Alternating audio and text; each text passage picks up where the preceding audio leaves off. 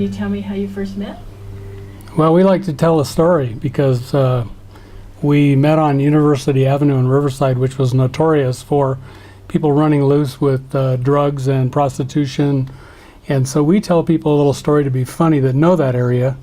We say we met on University Avenue in Riverside in a defunct hotel. Motel. And people kind of think it's funny when they know the area. But actually we were met at a couples singles dance. Singles dance, not really couples. So go ahead. Well, you paid a big $7 to go, and they would have a DJ there in Riverside. It was just a few miles from my house. I hated going to. Every time I'd go, I do not want to go to one of these stupid dances. But I'd always promise myself that if I didn't like it, I could leave. So I went, and I was dancing, and I came back to the table where I was sitting, and there was this man in my chair, and he'd put his coat over the one empty chair next to him. So I asked him if he would move his coat so I could sit down. That happened to be me.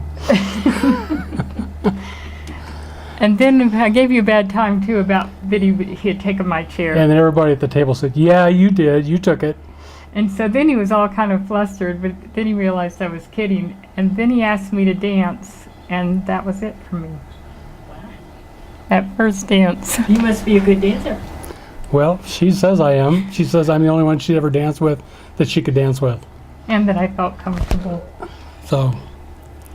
I'm Well, sorry.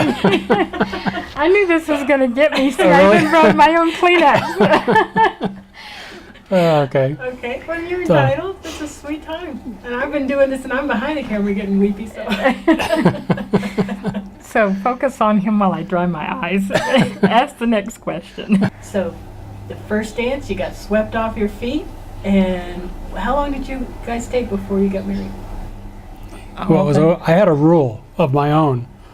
I was not going to marry anybody till I'd known them and dated them for at least 18 months. That was my own rule because I want to make sure I got to know somebody.